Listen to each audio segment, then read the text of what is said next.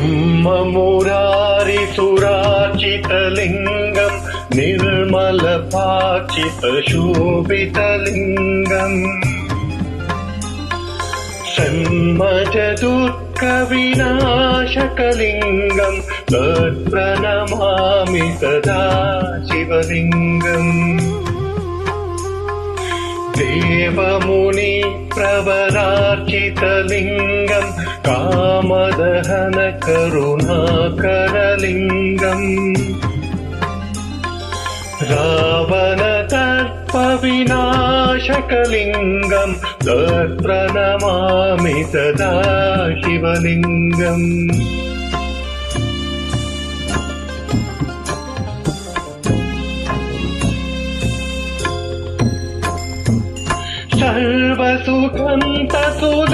सर्वसुखन्तसुलेपितलिङ्गम् बुद्धिविवर्तनकारणलिङ्गम् चित्तसुभासुरवन्दितलिङ्गम् तत्प्रणमामि सदा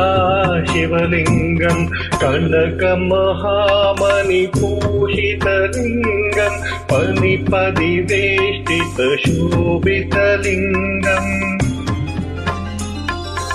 रक्षसुयज्ञनिनाशनलिङ्गम् तत्प्रणमामि सदा शिवलिङ्गम् कुङ्कुमसन्तनलेपितलिङ्गम् पङ्कजहार सुशोभितलिङ्गम् सञ्चितपापविनाशकलिङ्गम् तत्प्रणमामि सदा शिवलिङ्गम्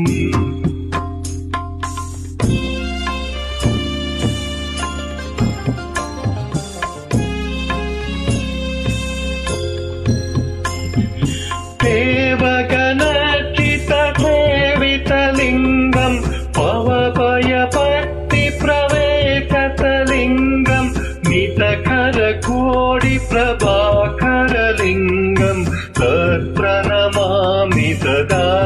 शिवलिङ्गम् अष्टदलोपरिवेष्टितलिङ्गम् सर्वसमुद्भवकारणलिङ्गम् अष्टदरिद्रविनाशनलिङ्गम् तत्प्रणमामि सदा शिवलिङ्गम् सुरगुरुसुरवरपूषितलिङ्गम् सुरवनपुष्पसदाचितलिङ्गम् परं परमात्मकलिङ्गम् तत्प्रणमामि सदा शिवलिङ्गम् लिङ्गाष्टकमिदं पुण्यं यः पठे शिवसन्निधौ शिवलोकमवाप्नोति शिवेन सह मोदते।